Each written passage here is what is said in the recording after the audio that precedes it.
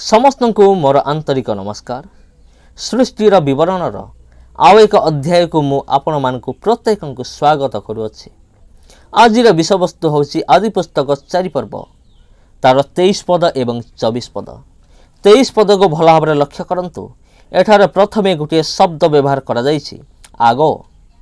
ए शब्दटी केवल सी व्यवहार करि पारे जी अन्य को प्रेम करे। तेबे एठारे स्पष्ट जना पड़ुछि जे लेमक निज स्त्री मान को बहुत भल पाउथिले, प्रेम करुथिले। सेतिबे से कहउचंती आगो मो कथा सुन। से दुई जन को बध करिबा बा हत्या करिबा विषय कहउचंती। जने मनुष्य को आउ जने युवा को अर्थात युवकों को से काहेकि से दुई जन को हत्या कले से विषय मध्य लिखा जाइछि। आघातर परिशोध रे अर्थात से मनुष्य प्रथमे लेमकों को आघात निश्चित भाव में करथिले। युवकटी मध्य प्रथमे लेमकों को निश्चित भाव में प्रहार करथिले। सेथिपई लेमक सेमान को बध कले।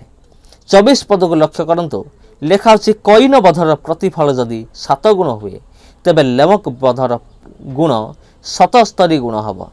तेबे कईन तांको भाई हेबल को बध करथिले बोली लेमक जानिथिले। निश्चित भाव में कईन एकथा प्रकाश करथिबे कारण ए पर्यंत कईन जीवित थिले। सदा प्रभु कईन को जो विषय कही जे जी कईन को बध करिवो ताहार दंडर गुण 7 गुण हब एकथा मध्य लेमक जानिथिले। एठारे आउ गोटे कथा मन को आसुछि जदि सेमाने प्रहार कले तेबे लेमक मध्य केवल प्रहार करिवार थिला किंतु दुस्साहस भाव से समान को बध कले कारण से भाविले जदि कईन बध करी तांकर क्षति होई नाही तेबे मु बध कले मध्य कौन सी फरक पड़िबो नाही। सदा प्रभु मध्य मते आशीर्वाद करिवे। जी मता बध करिवो परमेश्वर ताको बध करिवे तार 77 गुण दंड देवे। एपरि वीडियो देखिबा निमंते चैनल को सब्सक्राइब करंतु, वीडियो को लाइक करंतु एवं कमेंट करंतु। पुणी थरे देखा आगामी अध्याय रे। समस्त को मोर आंतरिक नमस्कार।